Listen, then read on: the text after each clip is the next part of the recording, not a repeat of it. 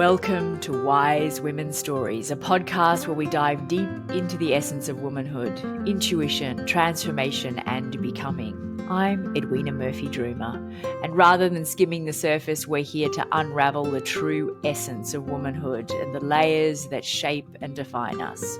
We invite you as you enter this sacred space to take a moment of solitude with just your thoughts, a comfortable chair, a warm cup of tea, and your journal. And I'm Inarra, Aryane, Griffyn. Together we explore the journeys of women who have weathered decades of highs and lows and are now poised to discover deeper mysteries and mastery on their personal development journey. In each episode, we invite you to join us as we work to help you uncover honest insights and share profound stories that empower women to embrace their most authentic, wild, natural selves.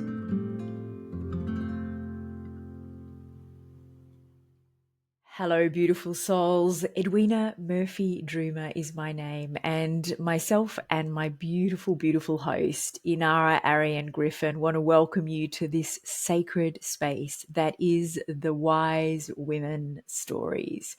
So this is your invitation to pull up a chair, pour yourself a cup of tea, perhaps curl up your legs, get comfy. If you're like me right now in the Southern Hemisphere, you can grab a little nana blanket to pull over your knees because that's what I need. And if you're in the Northern Hemisphere, like Inarra, maybe you just need a fan and a gentle breeze. So what we are here to do is to start a conversation of sharing just that, wise women stories. And we came together, I think it may be 6 or 7 years ago now, which was the first time that I interviewed Inarra and fell in love with her and her energy. And I can still remember at that point just leaning in as she started to share her stories, because Inarra lives in a world that's very, very different and has grown up in a world that's very, very different to mine. And I find it absolutely fascinating. And then I interviewed Inarra again just last year for another interview series, and we've just been hovering in each other's worlds, coaching with the same coach and popping in and out of each other's world on social media. And finally, we have come together, collided as the stars have aligned to create this amazing project for you. So perhaps if I hand the mic over for a minute to Inarra, maybe if you share for a second, what was your experience of, like what led you to want to do this particular project? Oh, well, this particular project is deep. It's really true to my heart. Storytelling is the most ancient form of entertainment. We humans used to sit around fires hundreds of thousands of years ago, and storytelling was a thing, and particularly to do with very important festivals in the year or cycles or transitions in the year. They would stay up all night. You've just gone through the winter solstice in Australia. And the ritual for that was to stay up all night long around the Yule fire, around the Yule log, which was a sacred log, and tell stories till dawn. And then the cinder or the tinders that came out of that log were then gathered up and sprinkled on the land to become the harvest for the next year. So there was all of this storytelling going into the wood, being this important thing that humans did as a symbol of this is the nourishment and the nutrients that go to create a good harvest. So in our way, I know that as an entrepreneur, and I'm a spiritual business coach, I help and guide people through really daring waters. And the thing that women often say is, I don't know if I can take one more step. Maybe I'll quit here. Maybe I'll let it go. And all it takes is an inspirational story from a wise woman or another sister to help them move one step further and go, it's okay. Like I said to you a moment ago, my grandmother used to say, sit down, have a cup of tea. It's all going to be all right. And just those words are like, you Yeah. can just breathe. So that's what Wise Women's Stories means to me. It's a Yeah. deep, nourishing place for people to come. Yeah. Yeah. So maybe I feel like that's going to be a really perfect place to start, is to pick a moment of transition, a moment of change, that a pivotal moment that just jumps in to your mind. What comes to mind? Um, I would say that, again, it's with my grandmother, Grandma Mm, Ida, who was my mother's mother. And she was my first spiritual teacher. She was always an unusual woman, artistic, 1920s. Um, but her life was hard, right? She had a mm, hard slog of a life. And yet she was a dreamer. She's the one who told me to look up and see the sky, like all of that. So, in one of those moments, I was living with her when I was 9 up in Yorkshire by the coast. So, it's a seaside village. And in June, the stars in the sky are just extraordinary. And I remember one night I was allowed to stay up late and I walked down to the end of the garden. I looked up at the stars and I had this unbelievable moment of, I don't even know what to describe it. It was absolutely pivotal because I realized I was connected to all there is. mm, And I couldn't describe to her what had happened. It was like an absolute moment of alchemical change in my body. I was different. And when I tried to explain to her, we are all that is, and whatever a 9-year-old would say about that, we're all connected, she said, there are healers who dance naked on the moors in Yorkshire. They heal people with milk. And I felt, those are my people. It was like, yeah. whatever that meant, it was, there are people who feel this way as well. And that was the beginning of a major part of my spiritual journey. Mm. So what was the path then from there? What was the path that took you on? Well, there was a lot of conventional, experiences in my life. I was taken back to Canada. I lived with my parents in Toronto. They split up. I lived with my mother. There was chaos through the teens. But I kept having these deep desires to meet people who would meet me on a spiritual level. And university, I was with somebody who was a fantastic filmmaker. He's made his career in films. And Mm, so the creativity was fantastic, the imagination, but I felt there was no real spirituality. And so I was like, this needs a decision. So I made a mm, decision. I'm not staying in Canada. I left and went on a trip, which was meant to be a backpacking trip around Europe. And instead, I just never went back. mm. And even though there were great opportunities in Canada, I wanted to meet the healers. I wanted to meet these English, it felt like it was in England or Ireland or Scotland. And so I set out to meet people who were of that ilk, if you like. Mm, And so Vivienne Crowley, who in her own right is quite a famous high priestess, she was running a course in Covent Garden in London, which was something like the history of paganism. It was all yeah. very, neutral. And I went and I did the course with her. And at the end of every teaching, she would do some kind of symbolic ritual act. It would be like, meditating over a candle or little different things that we did where we would Mm, charge an object with energy. We would send healing for people. And I, at the end of this course, said, I want more of that. Where can yeah. I find it? And she said, you can take it further. You would have to ask 3 times. And what she meant was, over time, you need to ask 3 times to be sure you're committed to that path. And so the next time I saw her, I just said, I want to be initiated. I want to be initiated. I want to be initiated. And I didn't even know what it meant. I had Yeah. no idea. And from that point on, that was the journey of initiation I went through. And I did the first degree, which is where you're very much in a relation to her as mother.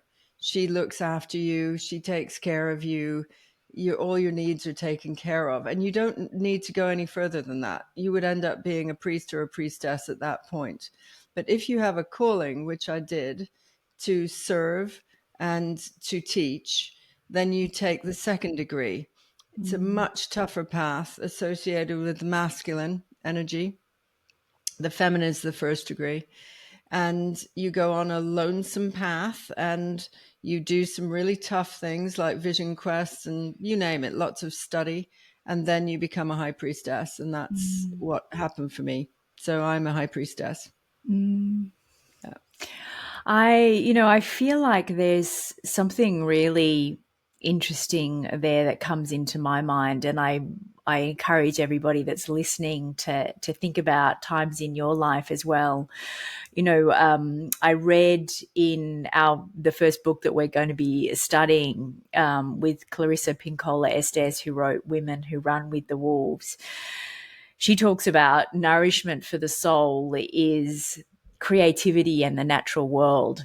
And I know there was a period in my life when I became very unhealthy from working in nightclubs and being nocturnal and drinking far too much alcohol and living on junk food and all the things. And my mum saw me after a year. I had been living away and came back, and she was quite horrified and took me to see a naturopath. And it was a pivotal moment in my life because I was sitting in front of this woman who just exuded, is that the word? I can never remember how to say it, but exuded this incredible warmth and vitality and health. And she absolutely had that mother energy. When you go to see a naturopath, you sit in front of somebody for an hour. It's not like going to a doctor when you get 5 minutes. And I felt like she really cared and she listened, and it was more about that energy than it was about the herbs and the prescription.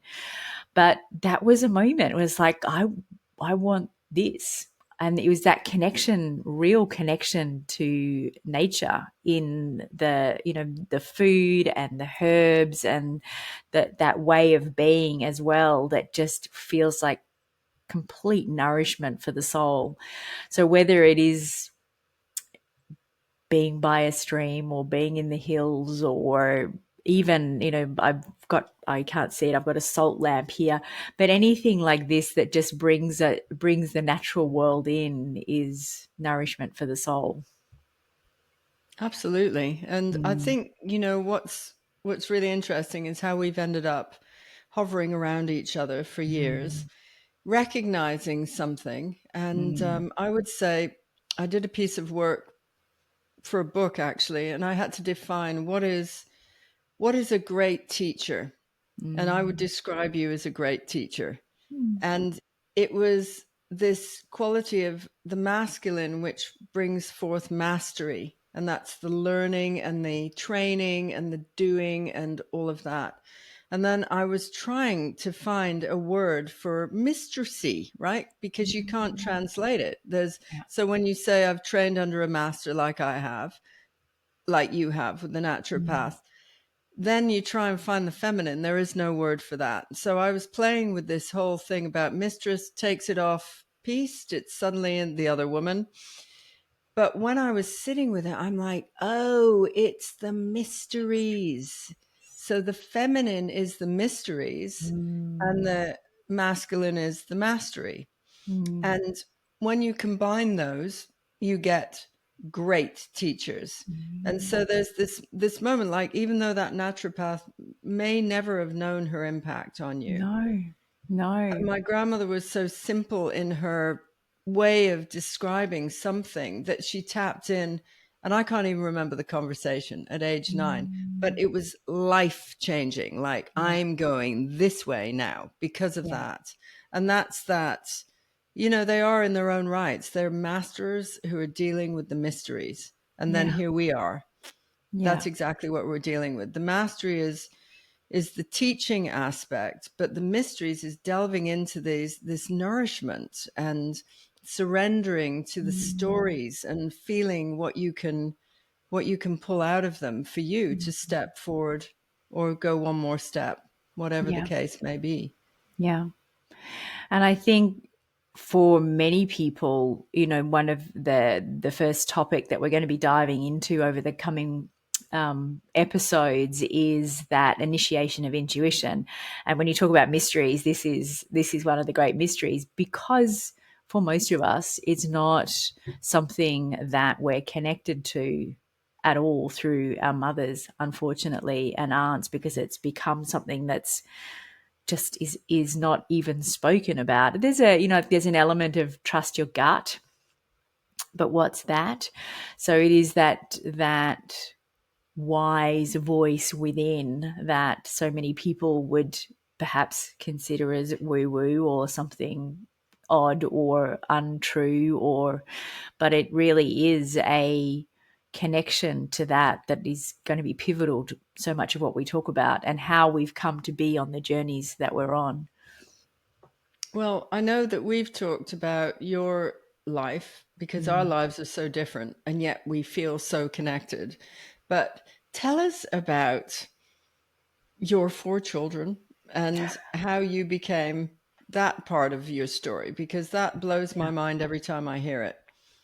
So I think if I pull out a really pivotal moment in my story, I'm going to leap much further forward than your 9 years and go to 36 years. And it was just a smidge actually before my 36th birthday that my first husband packed a bag and walked away. And we had four children. My oldest was 8, and then I had two girls in the middle that were 6 and 4, and then I had a 5-month-old baby as well. So four children, 8 and under, and all of a sudden I was a soul care parent. We had a little farm in a place called Ravenswood, which is near Bendigo here in Australia. And until that point, I had really not understood responsibility. I understood responsibility on a surface level, but the embodiment of responsibility was not something that I had really done until that point. And, I talk about when I left school with a very healthy dose of not good enough syndrome. Nothing about me from my perspective was good enough. I wasn't smart enough, I wasn't sporty enough, I wasn't musical enough, I wasn't artistic enough, I wasn't pretty enough, I wasn't thin enough, I wasn't likable enough. It was just like this great big stodgy pile of meh. And so to launch myself into the adult world from that place, I, the best way I can describe it is like being on the back foot. And so I looked to everybody else as being the expert in my life. I didn't believe that I could make a great decision for myself. So it's like, what do you think I should do? So there was no connection in my mind to tuning into that inner voice and going, what's my truth? What's right for me?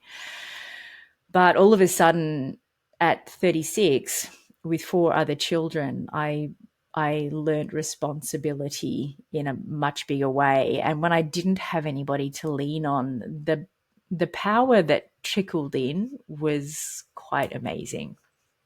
And we spent a year in a funny little house down by the beach. I packed up our farm and sold that and moved and rented a funny little house down by the beach that had no insulation, and the ants came in through every crack. But it was like a therapy year. We could just walk straight across to the beach, and we just spent time in the water and time on the beach and time without a farm to run. And after a year, I realized that my happy place is the country. And so I looked around and somehow bought a flower farm. And that's where I raised my children for the next 7 years until I met my now husband. But we had horses and alpacas and chickens and a dog and the four kids that were quite feral as well. They didn't really wear shoes until they started school, and I picked flowers and I was able to be at home with them. And it was a really a beautiful time. But I can remember a magic moment of sitting on. We had this lovely veranda that looked out over the, green rolling hills and flowers. And I love photography, which I know is one of your passions as well. And I can remember sitting there taking photos of my kids playing in the garden, in my front garden. I had 100 roses that I used for weddings and things. It was very pretty. I've got photos of it. One day I'll spend some time sharing them. But I remember taking a photo and just looking at these vibrant, healthy, amazing, beautiful children and going, I did this. I create, it makes me want to cry even saying it.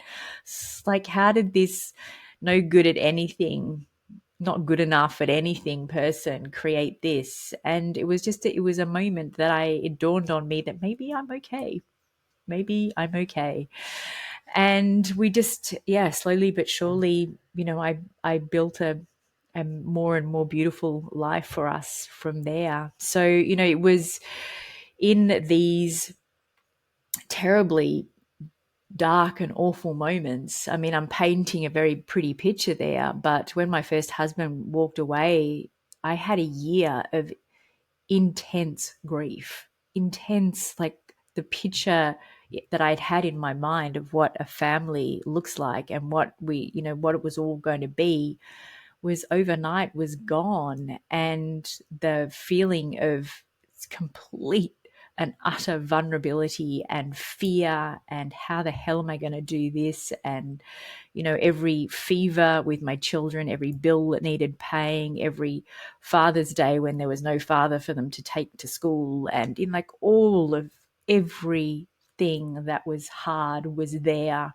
as well. And there was a year of grief. It was a death of something that was really, really, really hard. But out of it came the greatest gift of my life. It gave me strength. It gave me an incredible inner power that I have used to build the life that I have until now in my 50s. And somehow along the way I became very grateful that I actually went through that. Mm. Well, I think that's what these stories will speak into, these moments Mm. of devastation. Mm. That's what I mean about, when I've had a very different journey, but in parallel Mm. to that moment that you're speaking into, I always thought I would be a mother. It's Mm. like, and I'm not a mother, not in that way anyway. And there was this moment of, how we women weave the vision of what we think we're going to be. I just had it was like a no-brainer. Of course I'm going to have children. Of Mm. course I'm going to, be in the partnership with the two kids and all of that kind of thing. And at 37, Mm. I met a man who had a little 2-year-old boy, and I made a very deep commitment to him because of the child. It was like, I can't go into this, light-hearted. I need to consider this child. And then I met this child, and it was instant love affair, like just incredible. I adored him and he Mm. adored me. I used to take him to yoga. I used to, do all these things with him separately, and it was an absolute pleasure. And when 3 years later, this man left, also in a very abrupt way. Sounds like your man left too in an abrupt way, but this was Mm. over breakfast. He announced, "Well, when I leave, I won't be coming back." And I was like, "What?" I didn't quite get it at all. And so he said it again, "When I leave, I won't be coming back." And nothing worked. I was just like in this scrambling, the head doesn't work. But that's exactly what happened. And I was able to see that child once 6 months later, even though I'd had this complete, stepmom relationship with this child. I adored him. I used to, take him out on my own a lot. And all of a sudden, my life crumbled. And Mm. it came in waves of things. Like at the same time of realizing that now I was not going to have children of my own, I tried to do IVF on my own. It was this sort of desperation, like, how can I have the kids? And which didn't work. And then I even looked into adoption. It went on and on. And there was this point when, through the IVF, the hormones that they give you caused me to have a huge cyst in a fallopian tube. And then I had to have my left ovary out. Mm. And I was so devastated that the vision that I had for my life was not going to happen. I was so upset all the time that the final thing that got me out of it was I just went one day, I can't do this to myself Yeah. anymore. It was like a mantra. I can't do this to myself anymore. And I would pull myself up and not go into that whole, like, this is what could have been. Yeah. Kept pulling myself up. And then I started to create. And it was like this unleashing of creation, and we can talk about it another time, but it led me to change from being a photographer to going into property. And then leading that, I got it valued as a property developer, a portfolio of 10 million. It was like boom, boom, boom, boom, boom, boom, boom. But it came out of pain. I thought nothing can be so bad. Yeah. So why not throw everything at something, Yeah.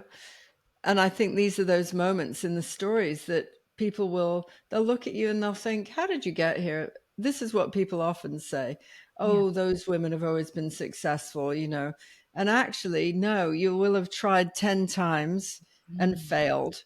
And Mm. then there's one thing that you've just gone, you know what? F it. I can't deal with this anymore. I'm going to put everything into this. And in Mm. your case, it was your kids. And in Yeah. my case, it was creativity and business, actually, which I didn't think I knew anything about. Mm. Yeah. There's,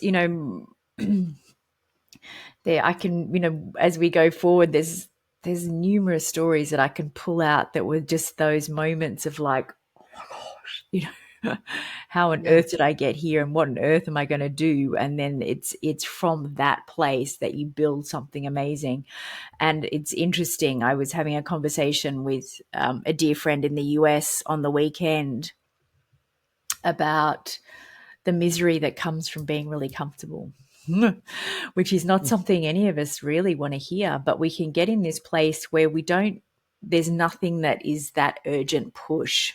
And so you've kind of got enough money to pay the bills, and you've got a nice place to live, and you've got some nice friends, and work's okay, but it's just rolling along. And, to push yourself into something that's uncomfortable at that point, it's not easy at all. And so we can just stay there and, actually rot. And I've been in that place as well, where you just get to a place where things are comfortable enough that you don't really need to change anything.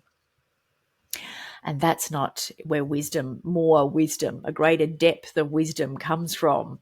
It's like you've got to stand on the edge of the cliff again to find the wisdom.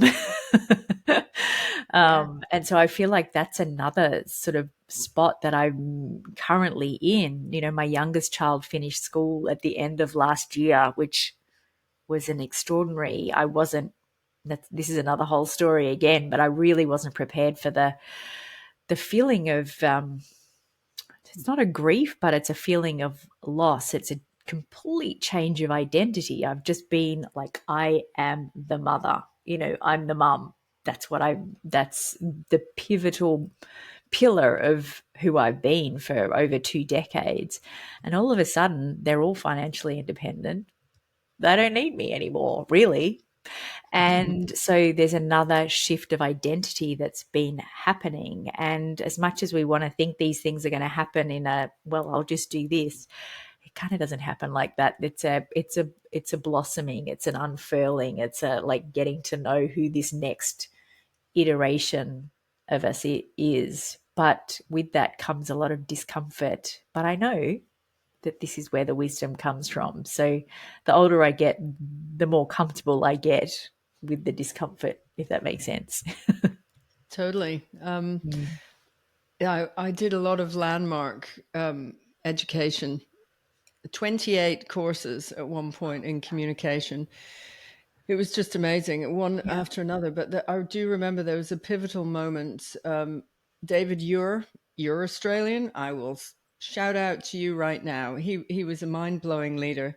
Ah, And once he gave me a very interesting way of looking at life. He said, imagine you're standing on the top of a hill and you're looking out to the landscape around you, and you'll see like the little towns and the fields of flowers and these symbolic things of all the good things that have happened for you, people celebrating, your friends out there and all of that. And then he said, you want to also have a look at where the swamps are, where the difficult, the dark trees are. And he said, if you were to put a signpost on all of those kind of places, it would be the uncomfortable. mm, And most people spend their life focusing on the other, like, what's the good things? Hey, this is all happy, this worked. And he said, instead, change your focus to wherever there's a signpost of the uncomfortable, go there. Those are the mm, questions that you never ask. Like, do you really love me? Are you going to stay with me? Those are the things we never ask, right? Um, and ask, like, go to those places and yeah, ask the questions that you dare not ask, yeah, and look at the things that you dare not, that you don't want to know about. yeah, And when you go and start to live your life like, oh, uncomfortable, great, I'm going there. Next, bring on the uncomfortable. yeah, Then you get breakthrough after breakthrough after breakthrough, and everything else becomes even more sort of shiny mm, and glistening because you're mm, willing to go to the depths of it. yeah, yeah. And I think, well, I know one of those questions to ask is, what do I want?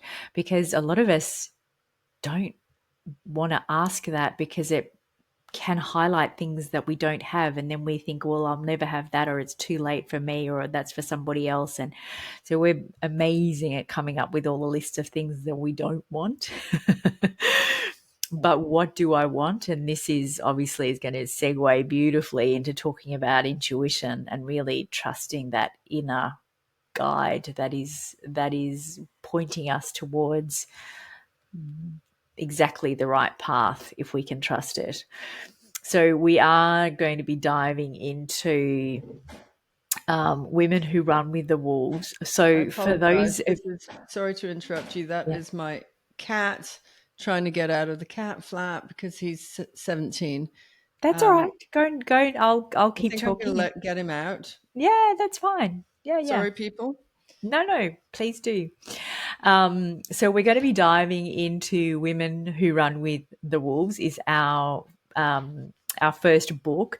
We're not going to be doing all the stories, but I've pulled out the story of Vasilisa. So for those of you that have this book, I know that it is one of those books that a lot of women have bought over the years, and it went onto the bookshelf and has got dusty and you've barely looked at it. It is one of those books that often people, when they read the introduction, it feels too overwhelming, it feels too much, and so it gets shelved. So if that's you, please pull it out and dust it off. Get yourself a copy if you don't have a copy. This book is written for women and it is amazing. I describe it as being like the most nourishing, delicious meal you will ever eat, and it can only be eaten in little small nibbles at a time. You to try and sit down and consume the whole thing at once would quite literally make you explode because there's so much in it. So pull it out, and over the coming episodes, and these first episodes of Wise Women's Stories, we're going to be diving into the initiation of intuition. There's 9 tasks and they are beautiful. And so this is for anybody that hasn't ever worked out how to really connect with their intuition and to have that relationship and trust in your intuition. And for anybody that feels like they're in a place of transition, in a place of feeling stuck, or I'm not sure what the next chapter is, or I just would love to be part of a conversation where that more feeling, I know there's something more, can find roots in your intuition so that the wisdom can come through. So that's what we're diving into first. Inara, did you want to add a bit to this? Well, Women Who Run with the Wolves is one of the most archetypal, incredible books for stories for women. Yeah. And I think what we've got here is we're creating something where we will interweave our own stories Yep. into these mythical archetypal stories for women, like nourishment, as you've said, Mm, to show how actually some of those stories can be the things we'll choose from other books as well, mm, because I know we've already chosen, like, the second series is one of my favorite books called Daughters of Copper Woman. And these lineages of stories that are designed that they could be told 1,000 years from now, and they mm, would still have the potency of anything. We'll bring a modern interpretation, obviously, because, when we talk about intuition, we'll go into the moments of when there was incredible, insight and intuition that we've had. And for you, listener, you will be able to really tap in for yourself, thinking, when were those moments when I was redirected? There was a reset, there was a hunch, there was a gut feeling, and that you knew that it was true for you to either step towards something or step away from something. mm, So that's the first layer that we're looking at. But that is how they're going to work.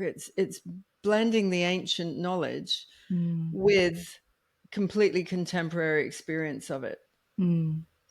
Yeah. And we'll dive into all of these questions and ideas and thoughts as we go forward. But I know that, like what the wild woman archetype can feel like something that a lot of women don't really identify with. And if that's you, what I would say is that it is the same as the natural woman archetype. So it is the woman without the layers and layers of messaging, without the layers of shoulds and you wear this and behave like that and say this and don't say that. And like we collect layers and layers and layers of messaging around what it is to be a woman. And this wild woman archetype is talking about the natural woman. It is the woman without all the layers of shoulds loaded on top. So we get to start peeling that back and realizing how and why we've made the decisions that we have and the guiding forces that have got us to this point in our lives. It's a magical journey. It sure is. It's so Yeah. fun. So I think that is, yeah. Is there anything else that you wanted to bring forward before we wrap up this session, Inara? No, this is an invitation to you to really Mm, dig deep and to allow yourself. I mean, I work a lot with leaders and coaches. Edwina tends to work with women who might be retired or mothers or have had a yep, strong motherhood yep, journey. And for all, really for all women, mm, we've talked about the seasons of womanhood, the cycles that we go through. This is intended for you to actually step into your transitions powerfully and to mm, have some support. That's what I feel this is. It's mm, like medicine women support for you to, even if you're like, you're really scared or you're mm, really you just can't take something anymore, or you know that you need to change out of corporate or something like that. This mm, is not in any context where it's like just for mothers or just for corporate women or whatever. It is for women. mm. And the stories that we will bring to you are meant to strengthen you. They will Yeah. bring up the just like the relief of like, oh, Mm, somebody understands. And then you can let go. And just like my grandmother says, you have that cup of tea, you have a little conversation, and everything will be all right. yeah. That's Yeah. what we're about. Yeah. I feel like, there is a lot of the content within, particularly if I think about the women who run with wolves, that is for every woman. But I feel like what we're doing here is really speaking to women who've been through a few decades of highs and lows. It's not going to be a conversation so much for women possibly in their 20s and 30s, but, you know, heading more into mid 40s and beyond that have been on journeys long enough that you've collected enough wisdom that you start to really feel the truth in these stories. And it takes life experience in order to have the reflections needed. But then once we have a deeper understanding of it and can relay it through the stories in our own lives, then it becomes wisdom that we can share with the coming generations of younger girls so that they can bypass some of the harder bits that we've had to do. Yeah. So All right, beautiful souls, that is going to be it from us. There is a standalone recording that you will find of Vasilisa, so that if you don't have to go digging for it in other episodes, I'm going to record that for you, and you can listen to that time and again. And as we go through, as Inarra and I go through the 9 tasks of initiating the intuition, you can come back and forth and perhaps even re-listen to the story of Vasilisa as you deepen your understanding of this work. So that will be there for you as well. But in the meantime, that is it from us in this episode. Once again, welcome and thank you so much for being with us. If you feel like this episode is going to support a friend, a sister, an aunt, a mother, anybody, any of the women in your life, I hope that you will take a moment to share it with them and to invite them into the conversation, because I feel like when you can take these conversations out of just listening to it by yourself and start to use them as a form of connection with other women in your lives, it just makes it the whole experience that much richer. So please feel free to share it with those that would enjoy it. yeah. And for now, until another time, it's over and out from us.